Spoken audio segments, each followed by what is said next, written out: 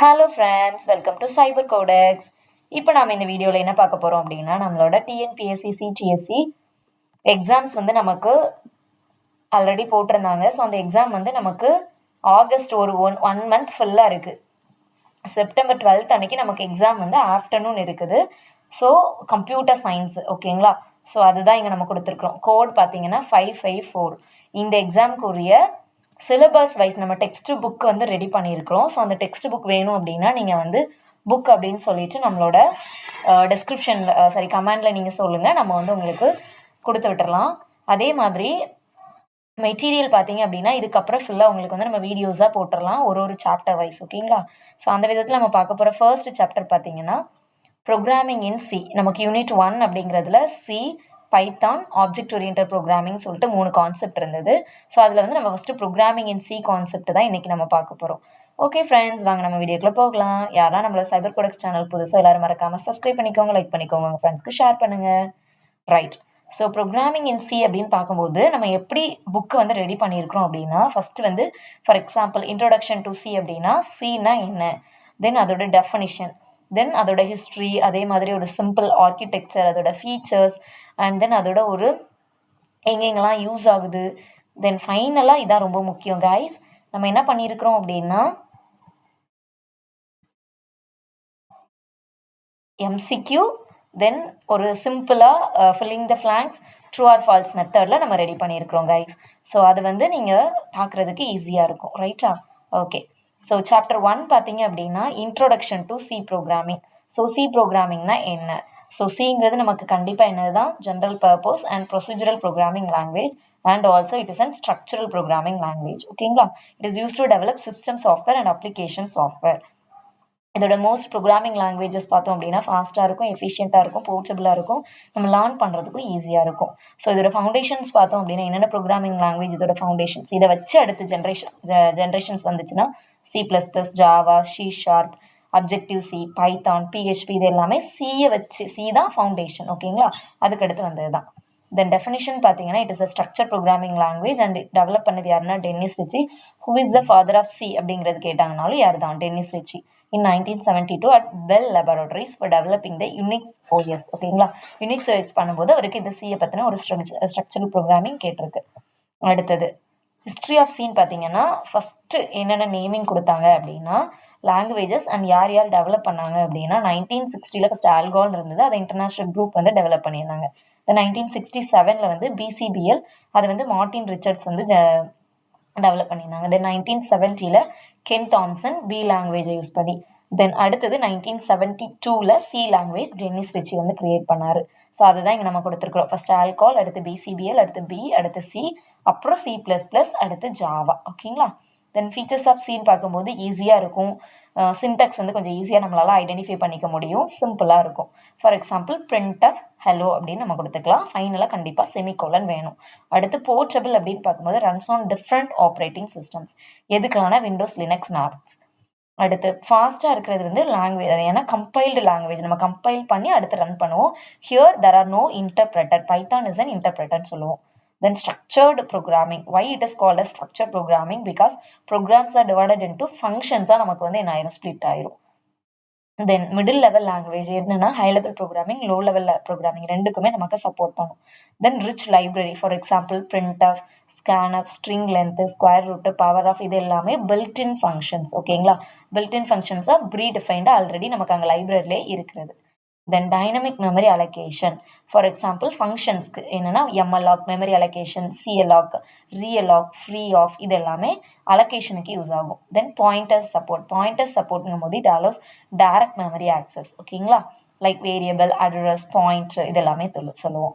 Then advantages of C அப்படின்னு சொல்லும்போது it is easy to learn, then high execution speed, portable, efficient memory usage, then it supports modular programming, large community support, then no object oriented programming. அடுத்து exception handling இருந்ததுன்னா நமக்கு கொஞ்சம் கஷ்டம், அதேமாதிரி garbage கலெக்ஷனுமே இங்கே நமக்கு கஷ்டம். தென் அப்ளிகேஷன்ஸ் வந்து ஓஎஸில் இருக்கும், எம்பெடட் சிஸ்டம்ஸில், ஏன்னா இப்போலாம் எம்பெடட் சிங்கிறது யூஸ் பண்ணுறாங்க, கம்பைலர்ஸ், டேட்டாபேஸ், தென் ரொபோட்டிக்ஸ், ஐஓடி, நெட்ஒர்க்கிங், இது எல்லாத்துலேயுமே நமக்கு யூஸ் பண்ணுறாங்க. தென் டயக்ராம் பார்த்தோம் அப்படின்னா சி ப்ரோக்ராமிங் வந்து ஓஎஸ்ஸாக இருக்குது, கேம்ஸுக்கு இல்லை டிரைவர்ஸ், இது எல்லாமே எம்பெடட் சிஸ்டம்ஸ்லேயும் யூஸ் பண்ணுறாங்க. தென் ஸ்ட்ரக்சர் ஆஃப் சி ப்ரோக்ராம், இது ரொம்ப ரொம்ப ரொம்ப ரொம்ப இம்பார்ட்டண்ட்டான கொஸ்டினாக நீங்கள் படிச்சிருப்பீங்க. இதோட ஸ்ட்ரக்சர் அப்படிங்கும்போது ஃபஸ்ட்டு டாக்குமெண்டேஷன் செக்ஷன் தான் இருக்கும்.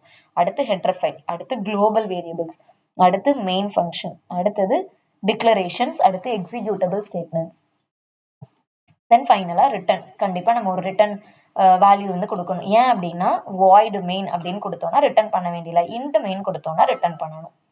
So this is the first C program. Hash include standard input output, அதுதான் studio.h அப்படின்னு கொடுத்துருக்கோம். இன்ட் மெயின் ஆஃப், அதுதான் printf hello world, இன்ட் மெயின்னு கொடுத்தனால நான் ரிட்டர்ன் 0ன்னு கொடுத்துருக்கேன்.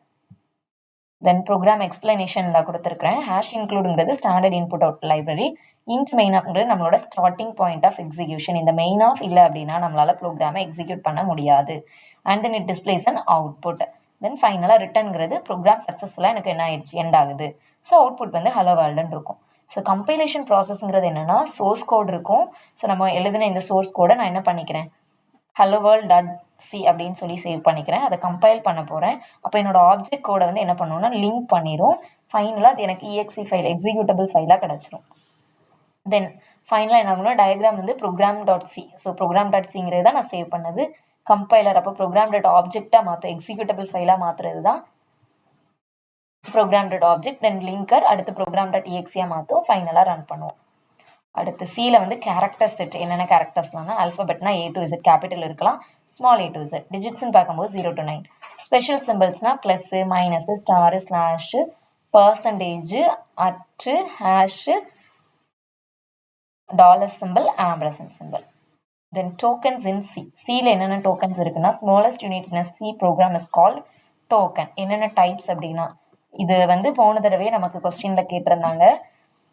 சிடிஎஸ்சியில் போன தடவை நான் இன்டர்வியூ எக்ஸாம்ஸில் கேட்டிருந்த கொஸ்டினில் this is also one of the question. என்ன அப்படின்னா keyword, identifier, constant, string, operator, special symbol. என்னெல்லாம் டோக்கன்ஸ் இன் சின்னு பார்த்தோன்னா keyword, identifier, constant, string, operator, then special symbols. So கீவேர்ட்னா என்னென்னா reserve words. For example integer, float, இதெல்லாமே எனக்கு data type தானே. ஏன் நீங்கள் கீவேர்ட் சொல்கிறீங்கன்னா பாருங்கள், இஃப், எல்ஸு, என்னன்னா நம்ம ப்ரோக்ராம் டைப் பண்ணும்போது கலர் வந்து ஒரு சேஞ்ச் ஆகும். அது எல்லாமே என்னன்னா நம்மளோட கீவேர்ட். இது எல்லாமே சிஸ்டம்ல ப்ரீ டிஃபைன்டா இருக்கிறது. ஓகேங்களா?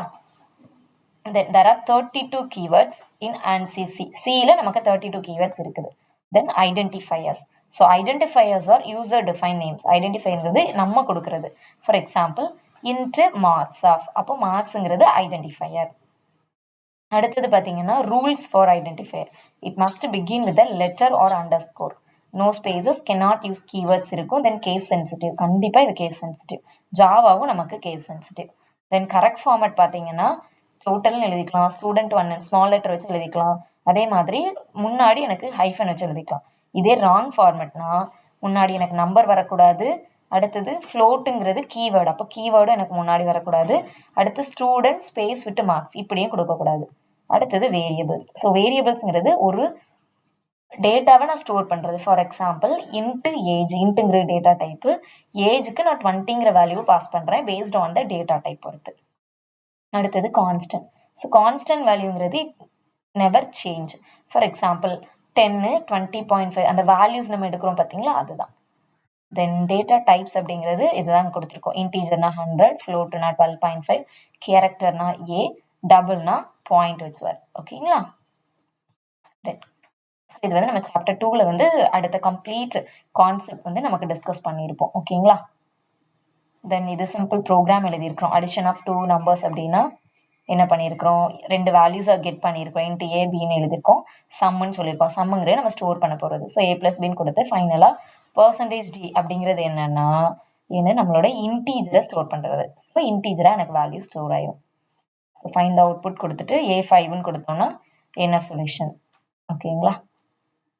அடுத்து இது வந்து ப்ராக்டிஸ் பண்ணுறதுக்கு ஃபைனலாக MCQ கொடுத்துருவோம். Who develop C language? Dennis Ritchie. So B. அடுத்து சி வாஸ் டெவலப்ட் இன் 1972. அடுத்து which function is the entry point of C? main function. கரெக்டா? அடுத்து which header file is used for printf? printfக்கு நமக்கு என்ன use பண்ணுவோம்? Standard input output. அடுத்து which of the following is a keyword அப்படின்னா கண்டிப்பாக நமக்கு இன்டீஜர் தான். கரெக்டாக மார்க்ஸ், டோட்டல், ஸ்டூடெண்ட்டுங்கிறலாம் கீவேர்ட் கிடையாது. தென் ட்ரூ ஆர் ஃபால்ஸ் பார்த்தோம் அப்படின்னா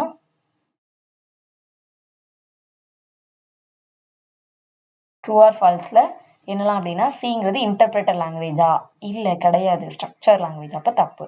அடுத்து டென்னிஸ் ரிச்சி தான் நமக்கு சிஏ டெவலப் பண்ணாங்க, correct. Main of the entry point correct. Variables cannot change, no, variables வந்து சேஞ்ச் ஆகலாம். அடுத்து இன்டீஜர் இஸ் a கீவேர்டு, ஆமாவா இல்லையா? ஆமாம். அடுத்து ஃபில்லிங் த ஃபிளாங்ஸில் சியை டெவலப் பண்ணது Dennis Ritchie. Entry function of C வந்து மெயின். பிரிண்ட்எஃப்ங்கிறது ஸ்டாண்டர்ட் இன்புட் அவுட்புட்டை வச்சு தான் டிக்ளேர் பண்ணுவோம். சிங்கிறது ப்ரொசீஜரல் ப்ரோக்ராமிங் இல்லை ஸ்ட்ரக்சரல் ப்ரோக்ராமிங். அடுத்து reserve word is called a keyword. Then இதுதான் சிம்பிளான ரிவிஷன் டேபிள். டாபிக் வந்து நம்ம டெவலப்பர் யார் பண்ணால் டென்னிஸ் ரிச்சி. இயர் வந்து 1972. லாங்குவேஜ் வந்து ப்ரொசீஜரல். அடுத்து ஹெடர் ஃபைல் வந்து standard input output, so studio.h. Entry function main of, அவுட்புட்டுங்கிறது printf. கம்பைலேஷனில் ஃபஸ்ட்டு கம்பைலர், அடுத்து லிங்கர், அடுத்து எக்ஸிக்யூட்டபிள் ஃபைல். லிங்கருங்கும் போது ஆப்ஜெக்ட் ஃபைலாக மாறும், எக்ஸிக்யூட்டபிள்ங்கிறது .exe ஃபைலாக மாறும், ஃபைனலாக அவுட்புட் கிடைக்கும். ஸோ இதுதான் நம்மளோட ஃபைனல் சம்மரி. சிங்கிறது ப்ரொசீஜரல். டென்னிஸ் ரிச்சி 1972 வந்து டெவலப் பண்ணியிருக்காரு. ஃபாஸ்ட்டாக இருக்கும், போர்ட்டபிளாக இருக்கும், ஸ்ட்ரக்சர்டாக இருக்கும்.